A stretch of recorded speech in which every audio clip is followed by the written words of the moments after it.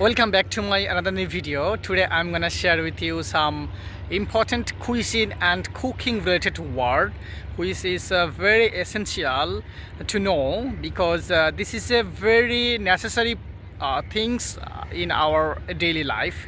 So let's go, we can start. আজকে আমরা রান্না বিষয়ে খুবই গুরুত্বপূর্ণ কিছু শব্দ জেনে নেব যেগুলো আমরা সচরাচর সবাই বাংলা মানে জানি, বাট এর ইংলিশ কী হবে আমরা জানি না। যেমন প্রথম যদি আমরা শুরু করতে চাই সেটা হচ্ছে যে মরিচের ইংলিশ কী।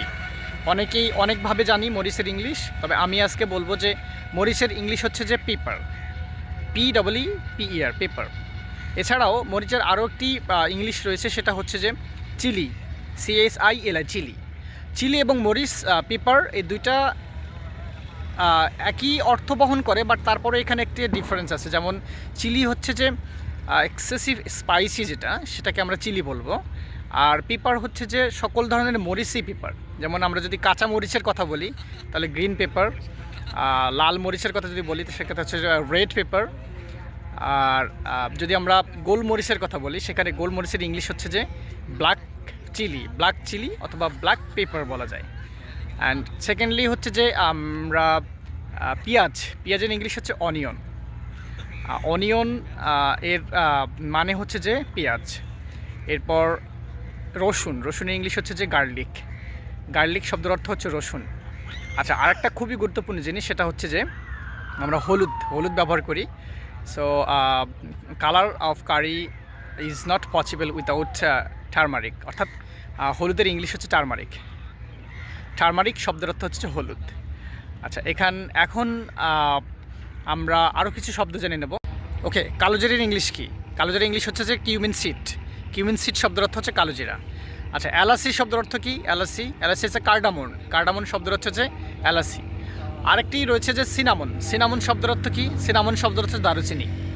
আমরা দারুচিনির এর ইংলিশ ওয়ার্ড হচ্ছে যে সিনামন শব্দের অর্থ দারুচিনি।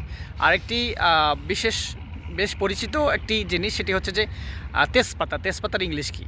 তেজপাতার ইংলিশ আমরা বলবো হচ্ছে cassia leaf, CASSIA cassia LEF cassia leaf শব্দের অর্থ তেজপাতা।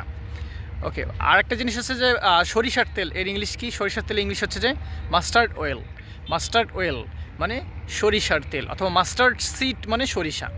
মাস্টার্ড সিড যদি বলি সেক্ষেত্রে সরিষা, আর মাস্টার্ড অয়েল বললে সরিষার তেল। ওকে, লবঙ্গের ইংলিশ কী? লবঙ্গের ইংলিশ হচ্ছে যে ক্লভ, CLOV ক্লভ মানে লবঙ্গ। আর আদার ইংলিশ কি জানি সবাই? আদার ইংলিশ হচ্ছে যে জিঞ্জার শব্দের অর্থ হচ্ছে আদা। সো এরকম অনেক শব্দ রয়েছে যেগুলোর ইংলিশ মানে আমরা জানি না, বাট বাংলা মানে আমরা সবাই জানি এবং খুবই পরিচিত, কারণ এগুলো রান্নার জন্য খুবই গুরুত্বপূর্ণ ইনগ্রিডিয়েন্টস। সো এরকম সুন্দর নাম রয়েছে এই ইনগ্রিডিয়েন্টসগুলোর। তো আপনারা যদি নিয়মিত এরকম সুন্দর ওয়ার্ড মিনিংগুলো ভিডিও চান তাহলে সেক্ষেত্রে আমি প্রায় এরকম ওয়ার্ড মিনিং সহ ভিডিও তৈরি করব। So thank you for watching my video.